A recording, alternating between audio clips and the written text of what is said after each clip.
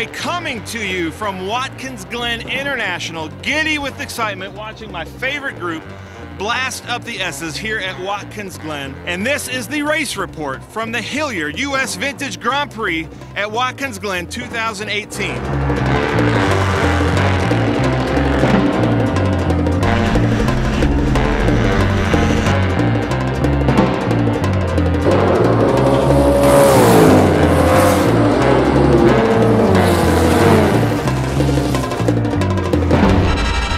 Friday morning, people started pouring in to see some great racing, and we set attendance records for this event yet again. What can I say but Watkins Glen, we love you. And it's not just about the cars or the track, it is all about the people and the atmosphere. How do I describe an event that has so much to see and do? Imagine camping at a beautiful state park with all of your closest friends while over 300 of the coolest cars blast around this track right in front of you. Thursday evening, we hosted a party at the International Motor Racing Research Center and honored our Grand Marshal David Hobbs with his plaque and the Walk of Fame.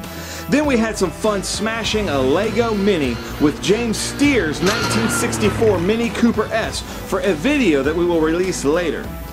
But as always, everybody was getting amped up for Friday night as we brought some of the best vintage race cars down the hill into the village of Watkins Glen to take part in the downtown reenactment, where thousands of people got to see these fantastic machines do a few laps on the old circuit that really brought road racing back to America after the war.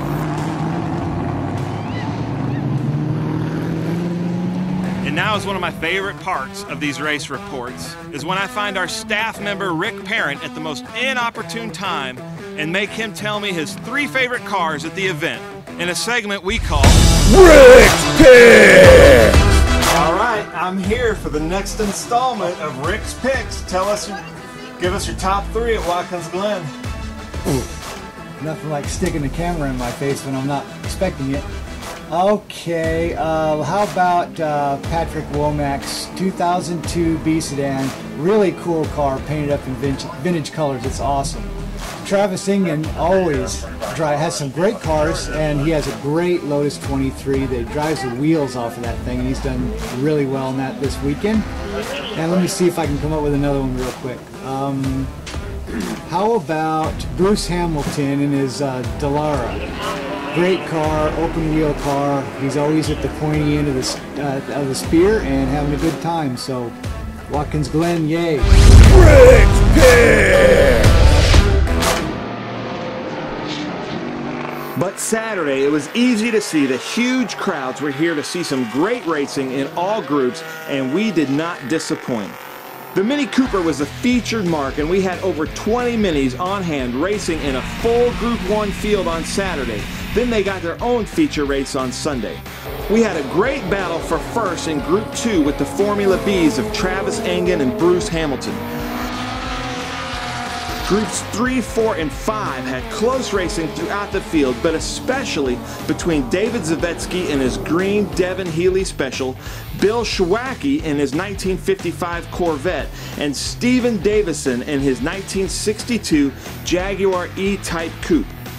Group 8 had a huge field of such an eclectic mix of cars with some great racing.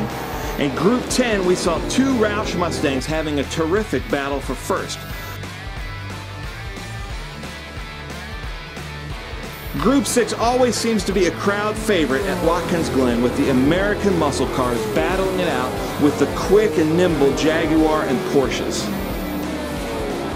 The Trans Am Series presented by Pirelli brought huge fields of great cars and some very intense racing.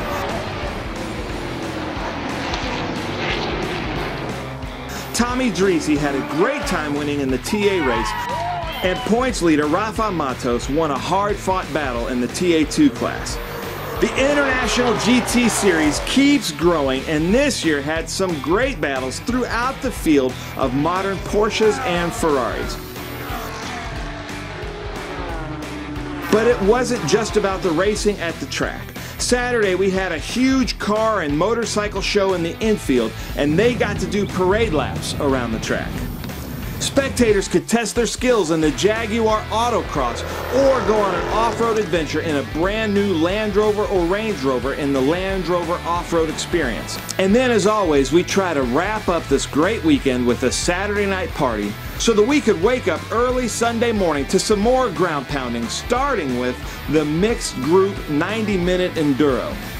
Then Sunday afternoon, the Tiny Minis got to put on a huge show for the fans, and we set a record for the most cars in the Watkins Glen Victory Circle as Giant Mini legend Patty Hopkirk presented some awards. It was another great event at Watkins Glen International for the Hilliard U.S. Vintage Grand Prix. But now we are off to Virginia International Raceway for what promises to be one of our greatest events of the year. See you there.